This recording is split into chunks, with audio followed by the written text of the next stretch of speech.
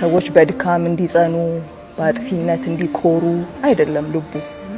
ግን ሰዎች በተፈጥሯችን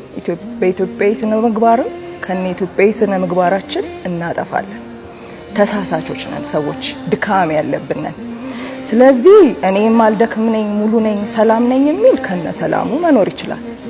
ድካሙ ግን የሚታገለው ድካሙ ራሱን የሚያስጠላው ድካሙ የሚያንቀው ድካሙ ቀብሮ የሆነ ቦታ የሚያስቀረው ምስኪን ሰው ደግሞ አለ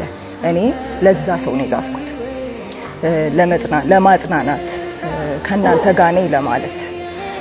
እና ድካም የሌለበት የለም ውሸት ነው ሁሉም ማህበረሰብ እሴት አለው የሚኮራበት መልካም ምግባር የሚባል ጀነራል ሰው የሆነ ሁሉ የሚጋራው ነገር አለ መልካም ነገር መልካም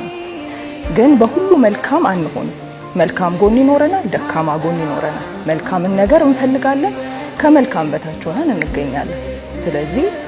እንደዛ በሆነን ጊዜ አዝነን እንዳንቀር ተሰብረን እንዳንቀር ራሳችንን እንዳንጠላ ከምንም በላይ ከኔና ከኢትዮጵያዊነትም በላይ ሰዎችን ሁሉ የሚወድ ለደካሞች የሚራራ የጠፉት እንዲፈልግ የመጣ አምላክ አለ ወደሱ ለመጠቆም ወደሱ ምህረት ወደሱ ጸጋ ወደሱ ማጽናናት ለመጠቆም ነው የተጻፈው ስለዚህ ይሄ ጠቃሚ ነው እንጂ ጎጂ አይደለም ነው የኔ እምነት